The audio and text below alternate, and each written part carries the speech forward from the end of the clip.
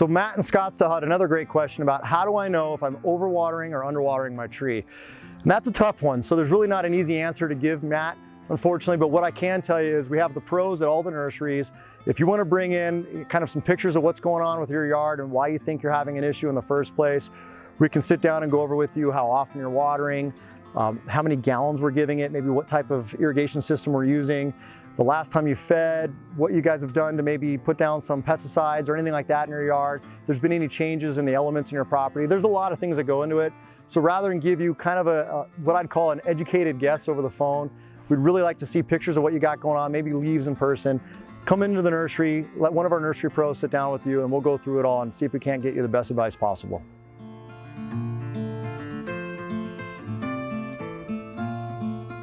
Doris from San Diego had a great question about when and how to trim your palm trees. So one of the questions that we get all the time is exactly that. It's both dwarf palms, tall, mature palms.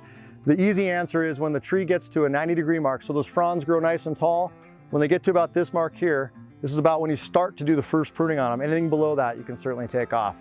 We want to leave those on to protect it from the wind and from the sun. It's really important you never let your contractor come out and what's called pinheading or trimming to a tight point the palm tree head itself. So please leave it on there. Again, great for the wind, great for the sun. It protects it from both. Plus, you're putting those in because it looks amazing. Let's allow those amazing fronds to do their job and look great in your yard.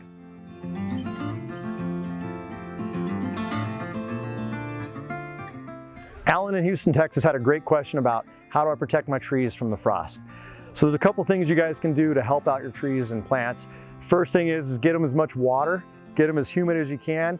When you have moisture in the leaves, they're less likely to freeze, and when you have standing water, it creates a little humidity around the plant, basically its own little microclimate. That helps a ton as well. You can absolutely use frost cloth and cover the plants, make sure you get it tight to the ground. We like that frost cloth that's white, allows the UV rays to pass through and heat up the plant, as opposed to a big thick blanket or something along those lines. That works really well. And of course, the right plant and the right exposure, which is something any nursery pro at all of our nurseries can give you the great advice with. But if you guys have any other questions, please come see us at the nursery. We'll answer everything we can. We'll get you guys the right trees and right plants and protect your investment.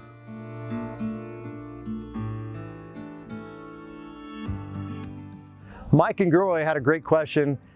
Basically, the question was, how do I handle my tree in the extreme heat? What do I do? How do I take care of my plants? You know, there's a lot of things that go into it. Again, is it a young tree? Is it an old tree? Those are things that nursery pros are going to start off with. Where's your property?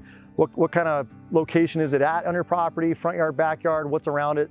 Cement, dirt, grass. There's a lot of things that go into it. But the easy answer is, really guys, water.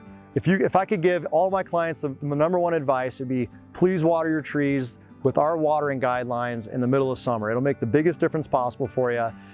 Other little things you can do to kind of prep and be prepared is get the right trees planted at the right time of year. It's something all of our nursery pros go out of the way to make sure all of our clients get the right answers when it comes to that. And again, we'll do things like wrapping the trunk on certain trees, maybe planting them where they're getting a little shade from another tree if it's, say, an avocado or something like that.